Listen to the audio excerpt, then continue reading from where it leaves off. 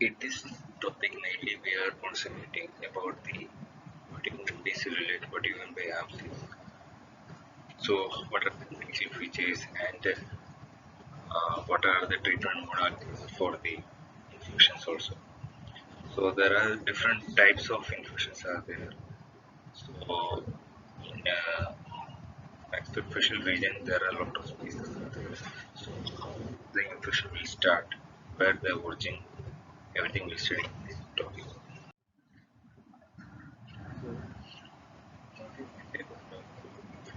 Inflammation is actually occurred in the tissue in response to any intent. So the manifestation of inflammation is an atypical and it's classified by already said that like that redness, hotness, swelling, or so this reaction is a protective and aims to aims at limiting or eliminating the return, the duration and severity of the inflammation, distinguished acute and so in this diagram we can see there is maxillary and mandible tooth diagram. The maxillary upper molar opposite the infection that can spread in different ways. If it goes to the lateral side, you can see there is a vaccinator muscle. So below the vaccinator muscle, it comes to the vestibule, so it becomes a vestibular abscess. If it's above that, it will become a buccal space infection. The apex that directly in the infection is spread to the maxillary sinus. If it goes to the middle side, it can go to the palatal abscess. Suppose if it's in the lower mandibular region, the infection comes to the vestibular. But if it goes to the behind that vaccinator muscle, like buccal space infection or submandibular space infection, like that, anything can be spread. If it's the mylohyoid muscle, above the mylohyoid muscle, you can see the number 4 they're showing, that is sublingual space infection. The 5 that's called submandibular space infection. So submandibular and the buccal space infection can combine together because the infection is spreading in that way.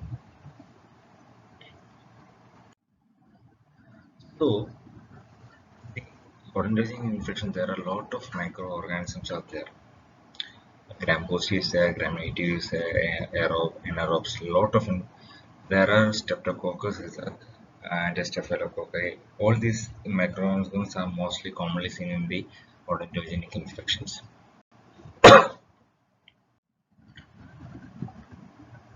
So the aerobic that mainly by the streptococcus, streptococcus and staphylococcus like that.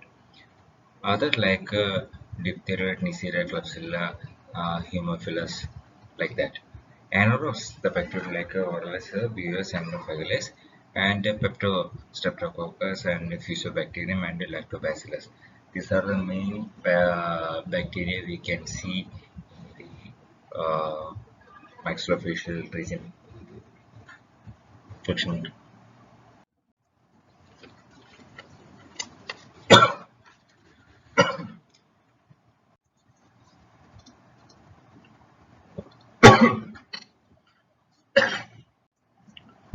So what is syllabus?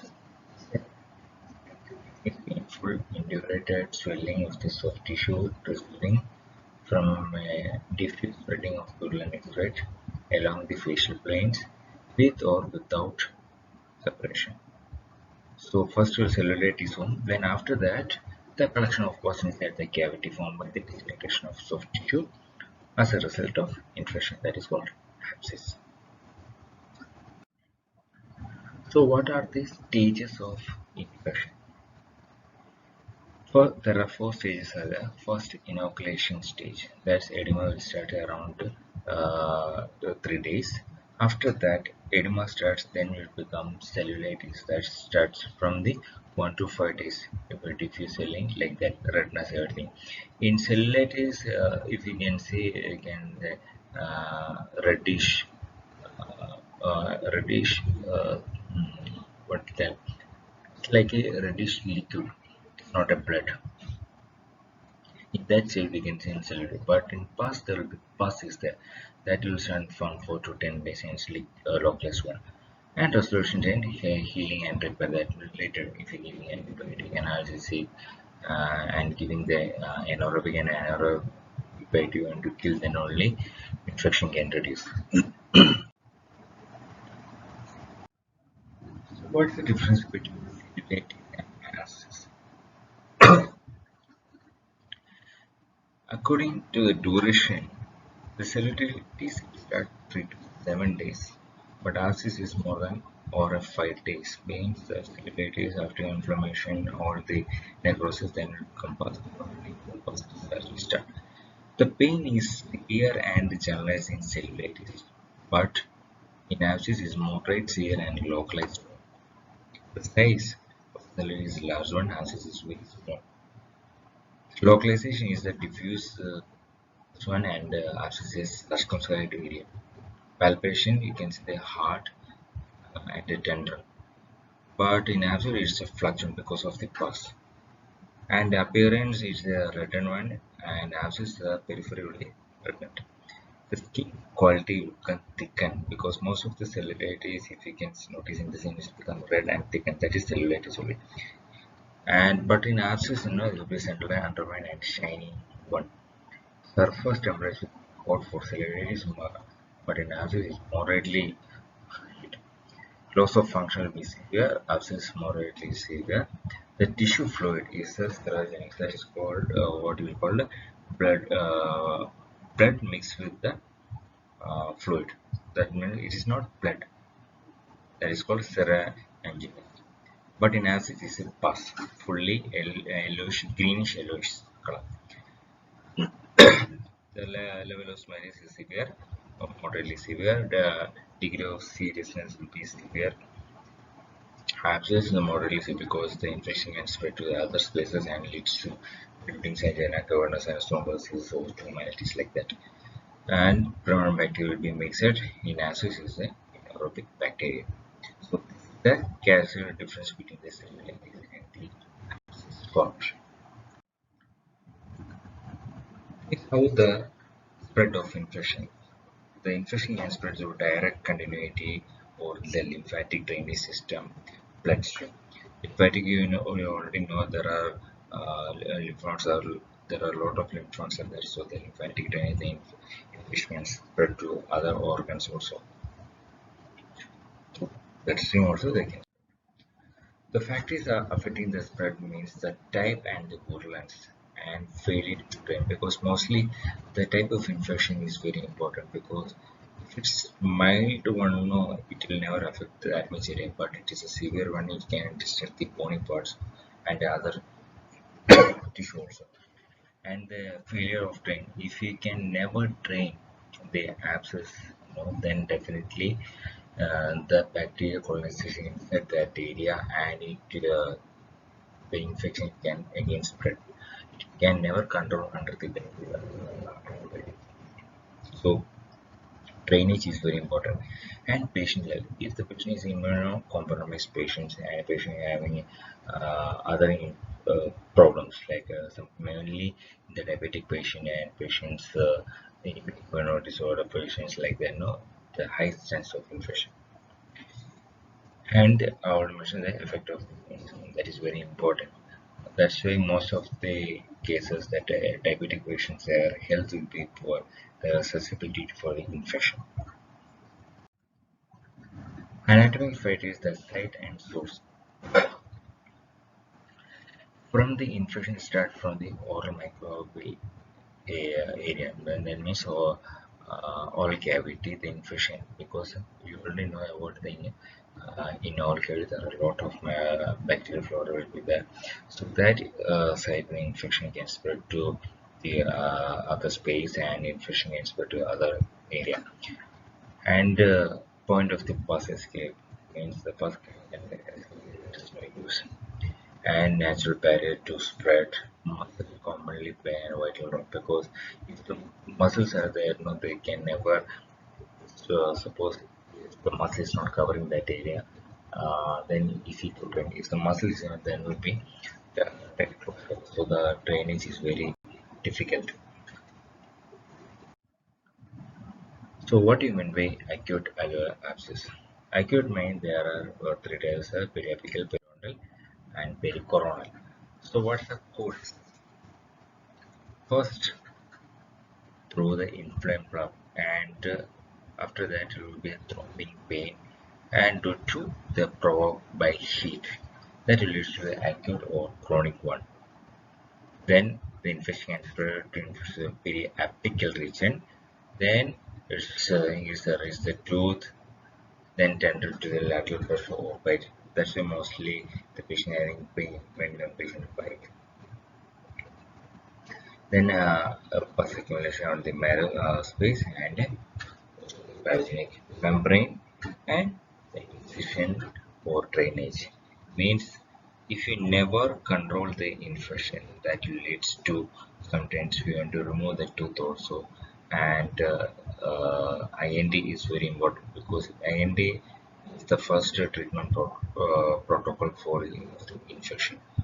If the infection can never reduce through IND, that infection can spread to the other areas, means there are a lot of spaces are there, and it will lead to other dissection of the bone also. That's the main one, and we'll sometimes we will remove the bone also. That's why.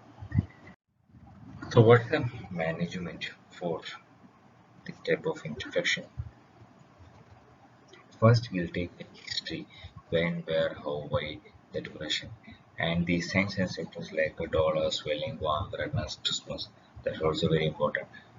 And physical exam that normally we'll do, we'll check the monitor the vital signs, palpation, and the X-ray, everything. So that is we can control normally, and then only under strong antibiotic coverage will do. But what's the problem behind no? Before we giving an antibiotic, the culture sensitivity, that is very important. So first, the patient come with abscess, no? Then what you will do first? You will do the IND incision and drainage. In the meantime, we'll do a culture sensitivity. Then what?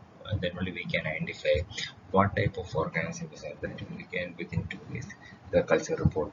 So sometimes the bacteria, some of the patients they are already already that patient might be resistant to some of the antibiotics, so the antibiotic will have effect for the particular organism. So we want to know about what type of organism, what type of antibiotic we need, everything. Mostly they are using the swab test or aspiration like that. And drainage, then this called Penrose drain, rubber drain, correlated drain, like that. There are a lot of drains are there to drain the pus. And also in the meantime we will check about what's the reason for the infection. If it's due to the any periodontal or pericoronal, or the, when a particular tooth, we will remove the tooth. Otherwise the causative organ is still remaining, that leads to infection more. So what's the indication and use of antibiotics? It's a rapidly progressing swelling, diffuse swelling, compromise the host defense, involvement of the facial spaces, the pericoronitis, osteomyelitis, then definitely he leaves the antibiotic. Means suppose depression came and we'll give a normal antibiotic. The next day the patient having the infection spread to the other area and become can never means patient other parts they also infected, and definitely we give antibiotic. And the patient's health is very important. Is the diabetic or definitely will give an antibiotic. And you already noticed when you are coming for the patient having back to the severe pneumonia, then definitely we will give a strong antibiotic because it can spread to the other area like a sublingual, submandibular, buccal space infection like that. Suppose but to the bone also, the infection of the bone. So definitely will give a strong antibiotic coverage. So, what are the situations if not using the antibiotic, like a chronic well localized abscess, minor vestibular abscess, dry socket, mild pericarditis? That means if the patient having mild pain only okay. If you remove the causative of the foot abscess or the patient having after infection, the patient having dry socket, that's not infection. Any of the tooth and dry socket infection, don't give antibiotic. At that time, you will remove the causative. Better you irrigate the vitamin with the saline and use an alveoli, and if you want, we'll give a painkiller. So we can reduce the pain and infection. So that cases never using antibiotic and minor visual abscess like coronal abscess or periodontal abscess like that. Not pericoronal, periodontal abscess like that we can give. We don't give antibiotics. Then the oral understanding is for the odontogenic. Mostly what it is very important part because what type of antibiotic we give the particular cases. If the infection is a very small one, normally everyone will give like amoxicillin. If the infection is more to the other parts of the brain, which is not particular like that. So mostly they are giving like a penicillin, erythromycin, clindamycin, the first generation antibiotic normally nobody will give because is that depends upon the culture facility report. Then only they will prescribe the antibiotic higher generation. Normally for a strong antibiotic we will give mostly of my team with the metronidazole only. If the culture report came okay, the bacteria is resistant for this antibiotic more, then definitely we will give the higher antibiotic coverage. So, how will you train the bus? That is very important. If it is in a vestibular region, so what we'll do, where is the most prominent part? In that particular part, we'll put using the 11 size blade. That is very important. Normally, we don't really use the 11 size blade only. So we'll put a stab incision, then using with the sinus so forces inside, put it inside the sinus and open up. So the pus can drain out through that opening. It's you drain out the pus on that particular time. Otherwise, again the infection can spread. And always keep the incision open up so then only the pus can drain and according to the gravity also. You can see in this diagram the vestibule there where the point will put the stab incision using the and just open. That's now you can see the diagram that open up and place the sinus forceps inside and open up, then take it out. So the pus can drain out. And if you are thinking that vestibule, so there will be chance of closure of the opening. So we will use that corrugated or rubber drain like that. Before that, we will irrigate with the betadine with the saline irrigation, wash out that area, and put a very strong uh, infection. You have to reduce the infection, so that's why we're giving that betadine solution. Irrigate it and place the corrugated drain or rubber tube drain like that, placing inside and suture it. Then automatically according to the gravity, the pus will drain to the wall cavity, and we can collect it through the using the soap with the conji pad. Conji pad is cotton with the gauze piece. Diagram what they place first the insert plate with stabilization they place open up with the artifices we place in the rubber tube and suture it on the vestibular region, otherwise it slip off from the sinus, and the pus will collect come throughout the corrugated drain and we can take it out with the koji pen. So every time we will clean up that area, otherwise there will be again chance of it. And the meantime, if the infection is due to the particular tube, then definitely go for the extraction of the that tube. That is also very important. It's called a Penrose strain placing on the vestibular abscess.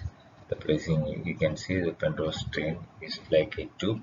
It's means Penrose is not like a tube. It's like in the shape of a rubber sheet, placing inside the vestibular region and suture it and drain.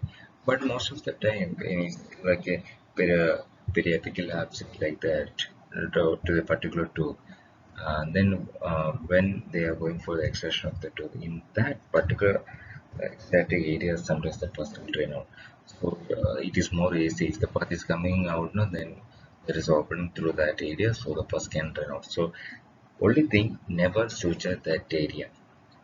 If you suture that area, there will be higher chance of uh, infection spread to the other area. If suppose it's a maxillary one, definitely spread infection to the maxillary sinus, and maxillary sinus will become infected. So it become more complicated. And after that, we will close tightly. After the pus fully drain out, then after that we'll remove the drain, and if the healing is everything is satisfied, then only we'll suture it. And the meantime we give a strong antibiotic coverage and proper irrigation. That is very important. If the patients have never maintained their oral hygiene, there will be high chance of infection with them. That's the main thing. The important of infection. Not maintaining the oral hygiene, the high chance of infection. So that's why this topic mainly on the discussion about the what's from basalitis, what by abscess. So how will you treat normal the normal abscess everything. Plus, I think the next class we will discuss about these infection and other things. Thank you.